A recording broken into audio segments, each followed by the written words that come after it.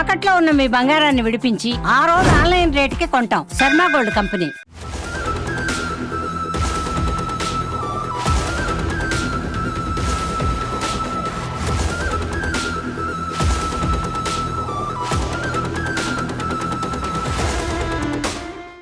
ప్రస్తుతం నేను 9వ number spot. మీరు ఇక్కడ చూస్తే ఈ విజువల్ చూస్తే షాక్ అవుతారు. ఎందుకంటే రోడ్డుకి కేవలం మనిషికి కనిపించేటువంటి దూరంలో కేవలం ఒక 10 అడుగుల దూరంలో ఉంది 9వ నంబర్ స్పాట్. మీరు ఇటువైపు నుంచి వస్తే చూస్తే చాలా స్పష్టంగా కనిపిస్తుంది.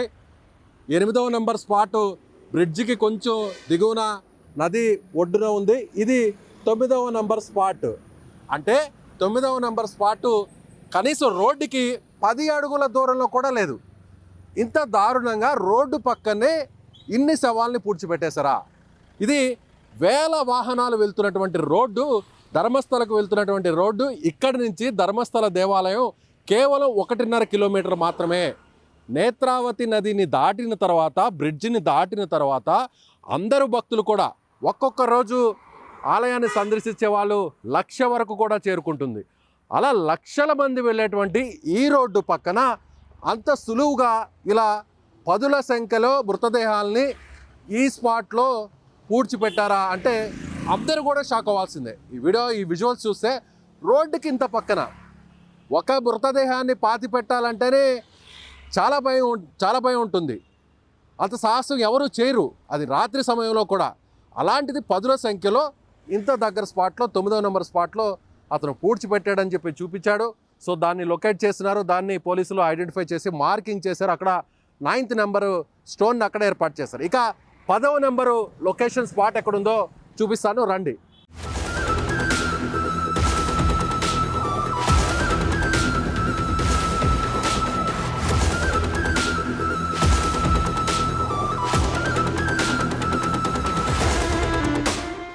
ఎస్, 10వ నెంబర్ స్పాటు కేవలం 9వ నంబర్ నుంచి రోడ్డుకి అలాగే నడుచుకుంటూ వస్తే కరెక్ట్గా 10 అడుగులు దూరం అడుగులు వేస్తేనే వెంటనే మనకు కనిపిస్తుంది 10వ నంబర్ స్పాట్.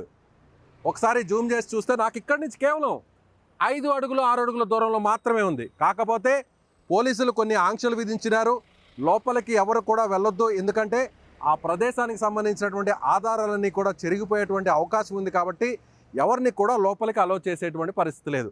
అయినా కూడా మనం చాలా డీటెయిల్డ్గా చూపించాలనేటువంటి ఉద్దేశంతోనే, ఎక్స్క్లూజివ్గా చూపించాలనే ఉద్దేశంతో నేను ఇక్కడి వరకు చేరుకోవడం జరిగింది.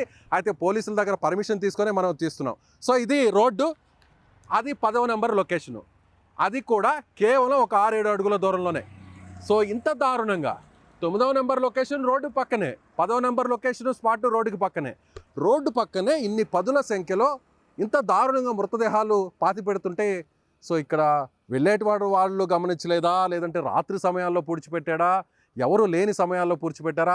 సో ఇంకొక విషయం కూడా, లోపలకు వెళితే ఒక అడుగు దాటి 2 అడుగులు లోపల దాటితే అక్కడ ఎవరున్నారో కూడా కనిపించదు, అక్కడ ఎవరు ఏం చేస్తున్నారో కూడా కనిపించదు. అంటే మొత్తం చెట్లన్నీ కూడా, అక్కడ పొదలన్నీ కూడా కమ్మేసి ఉన్నాయి. దట్టమైన అటవీ ప్రాంతం ఈ పశ్చిమ కనుమల్లో ఉన్నటువంటి అటవీ ప్రాంతం, ధర్మస్థల ప్రాంతం. సో ఈ చెట్టును దాటి లోపల అక్కడ ఏం జరుగుతుందో కూడా ఎవరు గుర్తించలేరు. కాబట్టి చాలా ఈజీగా అతను పాతి పెట్టి ఉండొచ్చు అనేది కూడా ఇప్పుడు అందరూ భావిస్తున్నారు.